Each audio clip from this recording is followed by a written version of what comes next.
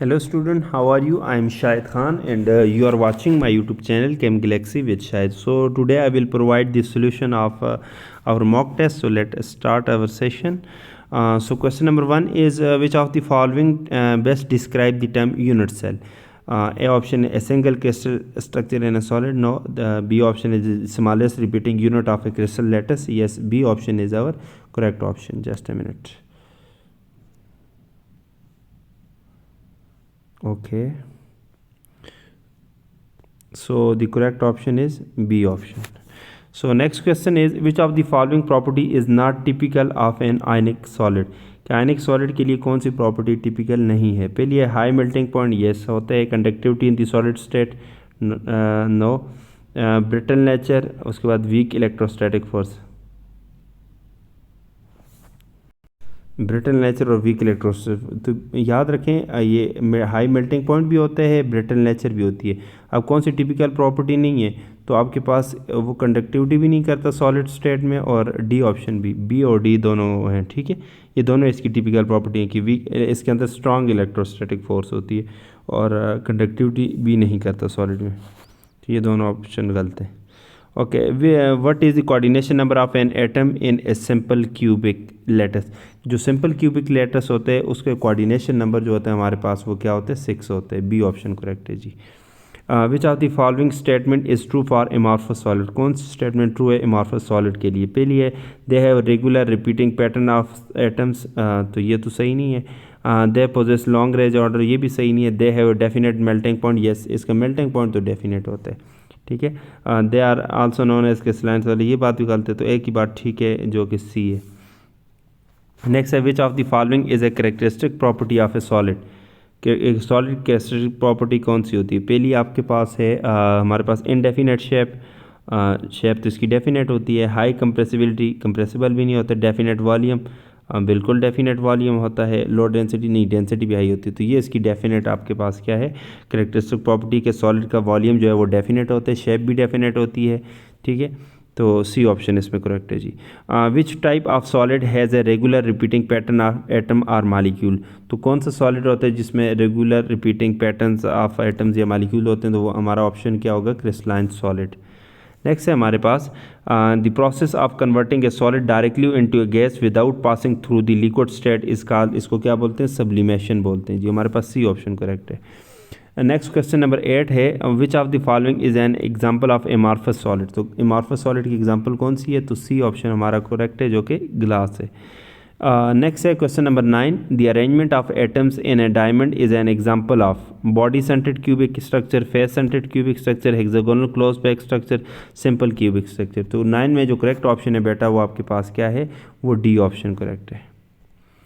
The process of a solid changing into a liquid is known. जब solid liquid में change होते हैं तो इस प्रोसेस को हम क्या नाम देते हैं? इसको मेल्टिंग का नाम देते हैं जी. नेक्स्ट आपके पास है which of the following is not a type of crystal lattice structure? कौन सी इसमें क्रिस्टल लैटिस स्ट्रक्चर की टाइप नहीं है? क्वेश्चन नंबर 11, तो पहले ए ऑप्शन है क्यूबिक, बी है हेक्सागोनल, सी है ऑक्टाहेड्रल, डी है टेट्रागोनल. तो इसमें कौन सी which are not a type of crystal lattice structure? तो क्वेश्चन नंबर 11 में जो करेक्ट ऑप्शन है वो आपके पास क्या है? वो सी है, ऑक्टाहेड्रल. ठीक है, ये क्रिस्टल लैटिस स्ट्रक्चर की टाइप नहीं है, गोनल वाली वगैरह टाइप होती हैं, cubic, hexagonal, tetragonal. Okay, the ability of a solid to be hammered into a thin sheet is called. ये एक एबिलिटी होती है सॉलिड की कि उसको जब हैमर करते हैं, फोर्स लगाते हैं तो वो थिन शीट्स बनाते हैं. तो इसमें पहला ऑप्शन है डक्टिलिटी, बी ऑप्शन है मेलेबिलिटी, सी है ब्रिटलनेस और डी ऑप्शन है टेनेसिटी. तो आपके पास जो करेक्ट ऑप्शन है क्वेश्चन नंबर 12 में वो क्या है? वो बी ऑप्शन है, मेलेबिलिटी आपके पास क्या है? करेक्ट ऑप्शन है. नेक्स्ट है which of the following solid has the highest density? तो इनमें से कौन सा सॉलिड है जिसकी डेंसिटी सबसे हाई है? तो आपके पास करेक्ट ऑप्शन कौन सा है? A option. आयरन की डेंसिटी अमंग दीज सब्सटेंस वो आपके पास क्या होती है? हाई होती है. ओके. नेक्स्ट है the angle between two adjacent face in A cube is, के जो एडजेसेंट फेस जो होते हैं किसी क्यूब में उसका एंगल क्या होता है? तो 14 में आपके पास ए ऑप्शन है 45 डिग्री, बी ऑप्शन है आपके पास 60 डिग्री, सी ऑप्शन है 90 डिग्री और डी ऑप्शन है 120 डिग्री. तो हमारे पास कौन से? सी ऑप्शन आपके पास क्या है? करेक्ट है, 90 degree is the answer. Okay, next है हमारे पास the unit cell of a crystal lattice represent, A option है smallest repeating pattern in the crystal, largest repeating pattern in the crystal, C average size of the crystal, D overall shape of the crystal. तो 15 के जो correct option बनेगा वो आपके पास क्या होगा, ए होगा, ए होगा कि smallest repeating pattern in the crystal. Next है the process of a gas changing directly into a solid without passing through the liquid state is known as, उसको डिपोजिशन बोलते हैं जी। ए ऑप्शन आपके पास 16 में क्या है, करेक्ट है। तो which type of crystal lattice structure does sodium chloride belongs to, तो सोडियम क्लोराइड की अगर क्रिस्टल स्ट्रक्चर देखें तो इसकी कौन सी होती है, तो 17 में आपके पास क्या होगा, ए ऑप्शन करेक्ट होगा, क्यूबिक स्ट्रक्चर होती है जी। क्वेश्चन नंबर 18 है, कहते हैं which of the following is an example of semi conducting solid, तो सेमी कंडक्टिंग सॉलिड की एग्जांपल कौन सी है, पहले copper, silver, silicon G semi conductor होते हैं, सी ऑप्शन, बाकी सारे कंडक्टर हैं, ठीक है। क्वेश्चन नंबर 19 है, the process of a liquid changing into a solid is known as, liquid जब सॉलिड में चेंज होते हैं इस प्रोसेस को हम क्या नाम देते हैं, तो फ्रीजिंग का नाम देते हैं जी, फ्रीजिंग। ओके, नेक्स्ट है question which of the following statement about crystalline solid is true, कौन सी स्टेटमेंट क्रिस्टलाइन सॉलिड के अबाउट क्या है, ट्रू है। पहले दे हैव इरेगुलर स्ट्रक्चर, ये तो गलत है।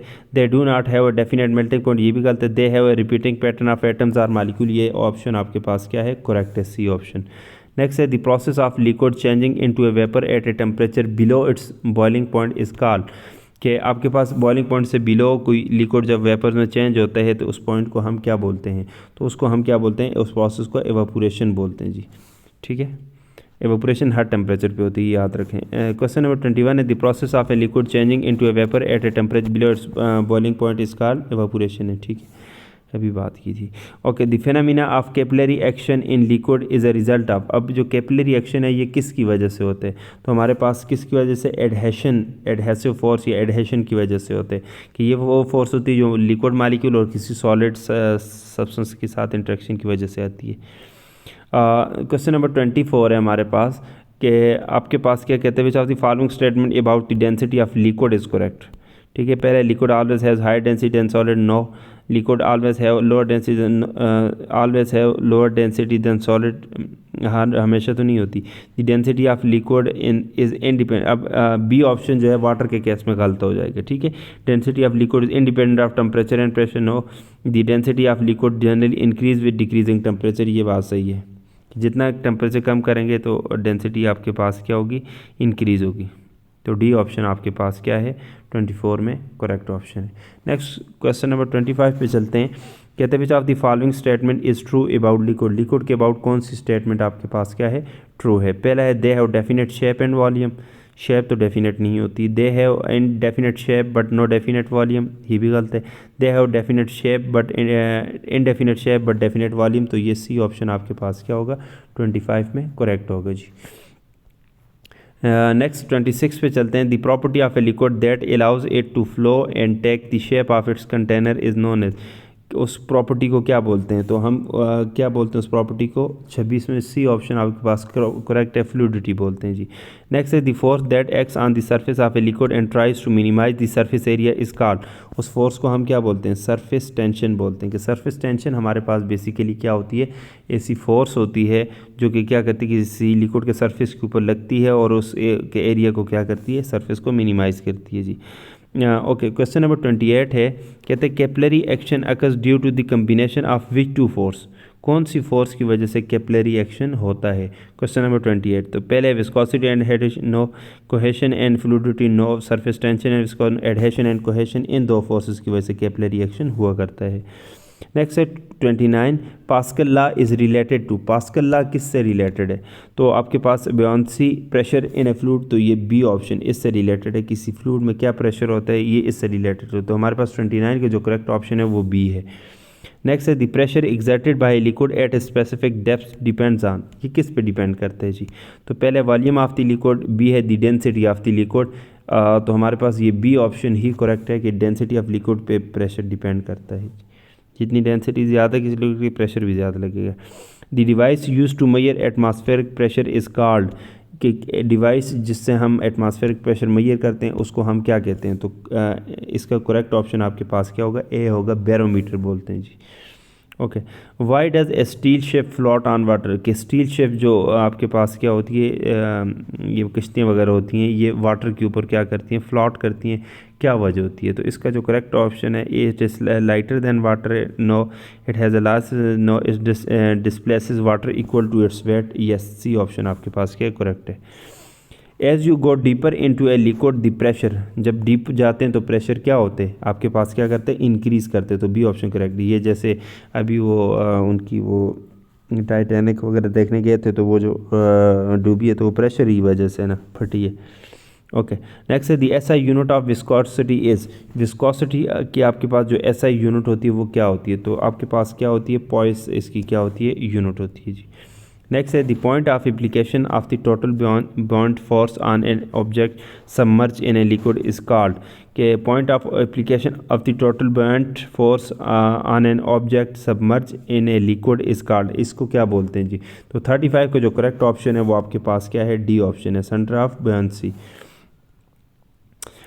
36 है the reason why a drop of liquid tend to minimize its surface area is due to, तो आपके पास करेक्ट ऑप्शन कौन सा है, सी ऑप्शन है, सरफेस टेंशन की वजह से उसकी शेप क्या होती है, स्फेरिकल हो जाती है। तो 36 में करेक्ट ऑप्शन सी आ जाएगा। क्वेश्चन नंबर 37 है when a liquid is heated it viscosity, उसकी विस्कोसिटी पे क्या इफेक्ट होता है? तो आपके पास उसकी विस्कोसिटी क्या होती है, डिक्रीज़ हो जाती है। जस्ट अ मिनट, डिग्री 37 का करेक्ट ऑप्शन ए है जी। नेक्स्ट 38 है the phenomena of a liquid turning into A gaseous state at its surface even below its boiling point is called, 38 का जो करेक्ट ऑप्शन है वो क्या होगा, एवापोरेशन होगा। तो आपके पास ए ऑप्शन आपके पास क्या है, करेक्ट है। The meniscus form in a graduated cylinder is due to, अब जो मिनिस्कस मसलन बनती है किसी ग्रेजुएटेड सिलेंडर में, उसमें जब कोई लिक्विड डालते हैं वो किस वजह से बनती है? तो आपके पास आंसर क्या है, एडहेशन है, एडहेशन की वजह से, बेसिकली लिक्विड और सरफेस की इंटरेक्शन होती है, उसको एडहेशन बोलते हैं। Okay, velocity of a flux for a liquid flowing out of an orifice at a certain depth depend upon, तो 40 का जो करेक्ट ऑप्शन है वो ए है, the depth of the orifice. 41 है in a reversible chemical reaction at equilibrium the rate of the forward and backward reactions are, कि जो आपके पास रिवर्सिबल रिएक्शन है इक्विलिब्रियम में, जो फॉरवर्ड और बैकवर्ड रिएक्शन है वो आपके पास क्या होंगे, उनका रेट आपके पास क्या होगा, इक्वल होगा, जीरो नहीं होता जी। Le Chatelier principle state that when a stress is applied to a system at equilibrium, the system will, जब आपके पास stress is applied to system at equilibrium, this system किस साइड पे मूव करेगा जी, move to reduce the stress and restore equilibrium, yes, A option आपके पास क्या है, करेक्ट है जी।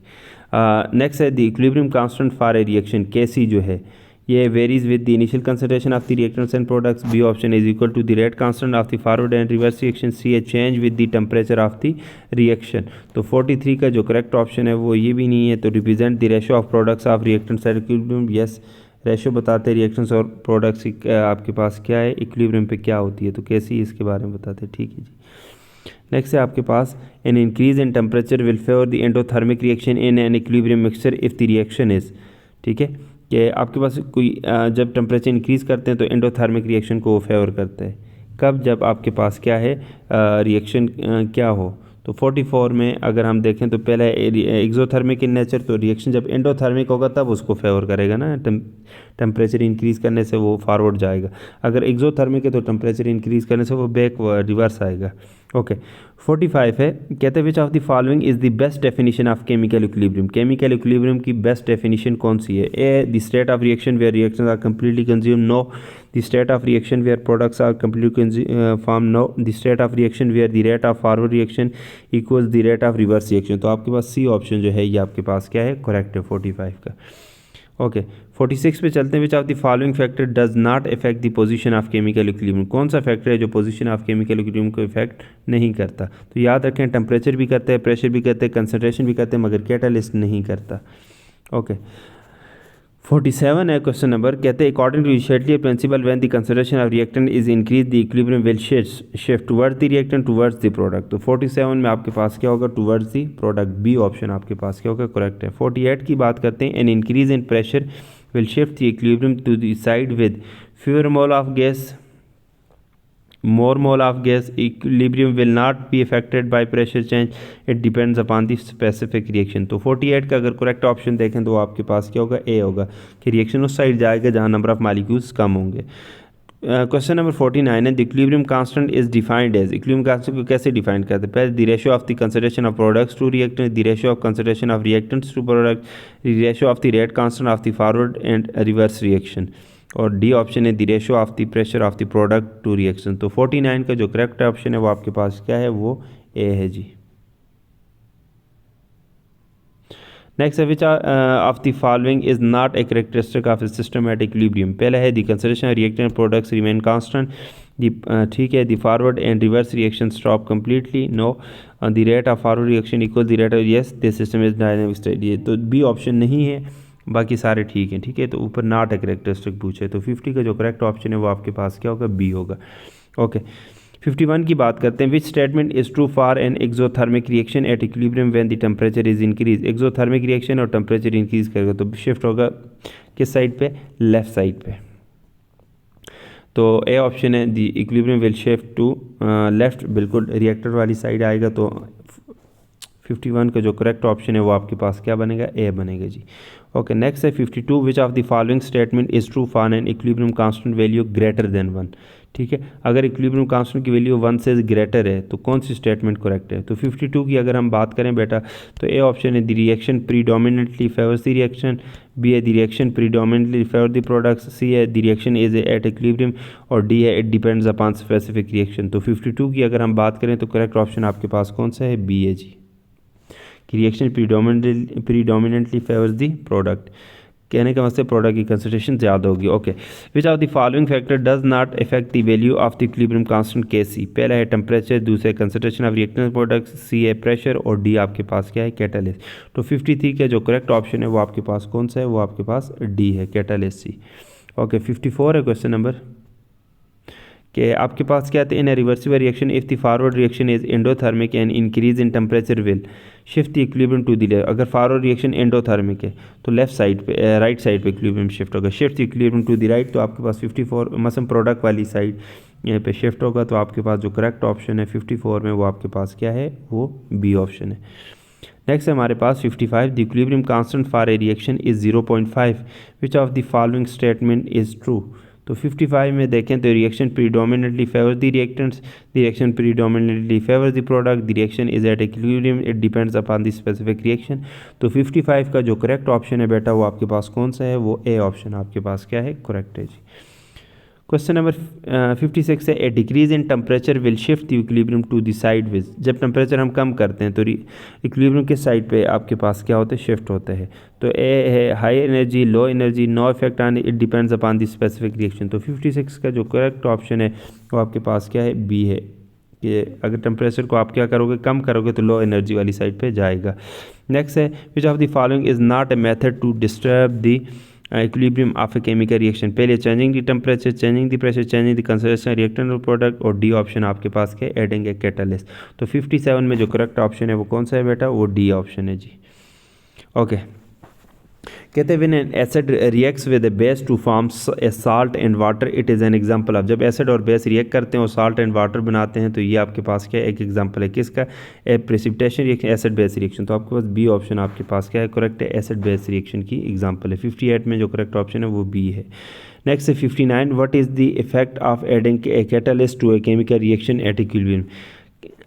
Effect of adding a catalyst to a chemical reaction at, कोई केमिकल रिएक्शन इक्विलिब्रियम पे है, जब कैटालिस्ट ऐड करें तो इसके ऊपर क्या इफेक्ट होते हैं? तो आपके पास ए ऑप्शन है, it increase the rate of forward reaction, B है, it increase the rate of reverse reaction, C है, it increase the rate of both the forward and reverse reaction, और डी ऑप्शन है, it does not effect the rate of the forward and reverse reaction. तो correct option कौन सा है, वो D है जी। Which of the following is not a characteristic,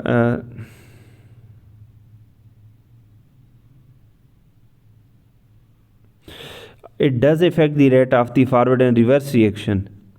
अच्छा, वो इक्विलिब्रियम, हाँ इक्विलिब्रियम पर पहुंच गया फिर तो नहीं इफेक्ट करेगा। ठीक है, मेरे माइंड में कुछ, अगर इक्विलिब्रियम पे नहीं है तो रेट को स्पीड अप करेगा और दोनों के रेट, फॉरवर्ड और रिवर्स दोनों के रेट को तेज़ करेगा और अर्ली इक्विलिब्रियम अचीव करेगा। मगर अगर इक्विलिब्रियम पे नहीं है तो फिर कोई इफेक्ट नहीं होगा। ओके 60 और लास्ट क्वेश्चन है, which of the following is not a character of system at equilibrium. पहले concentration of reactants and products are equal, the forward and reverse reaction अगर एट इक्विलिब्रियम, बिल्कुल ये तो करेक्टरिस्टिक है, पहला नहीं है।